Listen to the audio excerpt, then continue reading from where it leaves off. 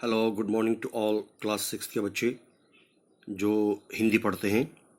उनको हम पढ़ा रहे थे पार्ट 17 सच्ची स्वतंत्रता। कहानी को लिखने वाले लेखक हैं कांता एस पाल।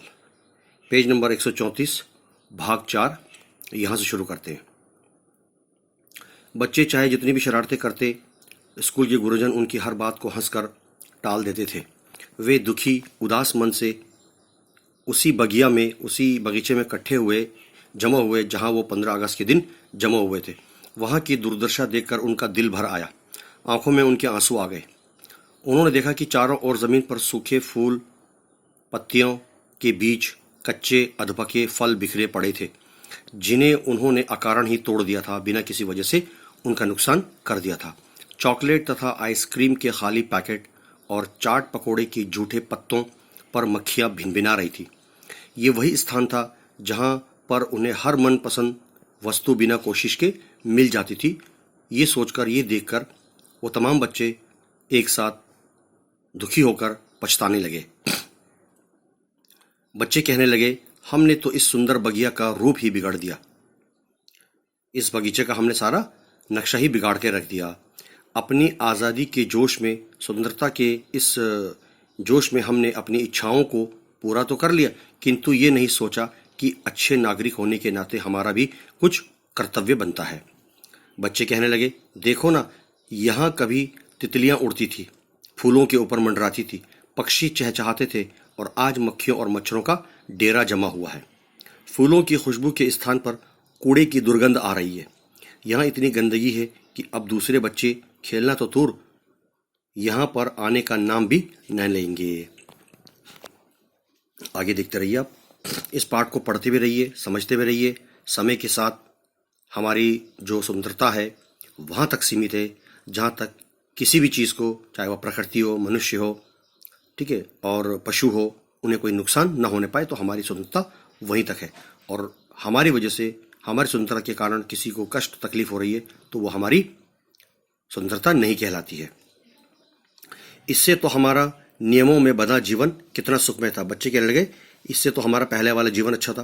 काश हम आज़ादी के नियमों को गुलामी की जंजीरें न समझते। और नहीं तो क्या, वो आज़ादी ही किस काम की जो हमें पतन की ओर ले जाए और दुख पहुंचाए। वो स्वतंत्रता हमारे लिए कोई मायने न रखती जो हमें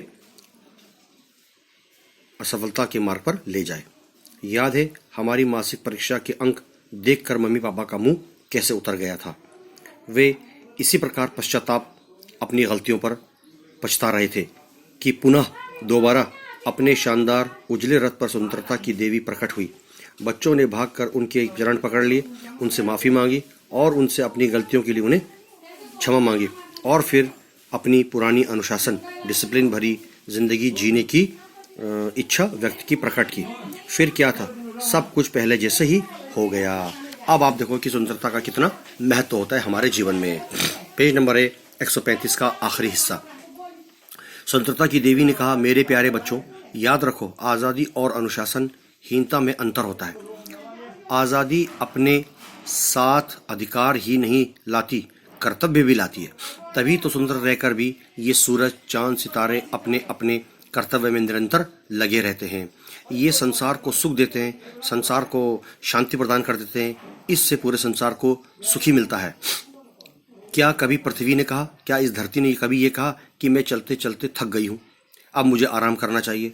अथवा क्या कभी वृक्षों ने, इन पेड़ों ने फल फूल देने, धरती ने हमें अनाज और खनिज पदार्थ देने से कभी मना किया है? तो ये तमाम आज़ादी हमारी एक सीमा तक ही निहित होती है। सब बच्चे, सारे बच्चे एक स्वर में बोले, नहीं देवी माँ, ऐसा नहीं है।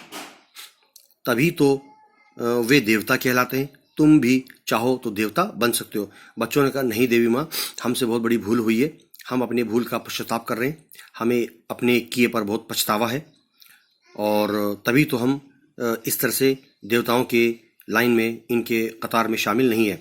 कैसे माँ?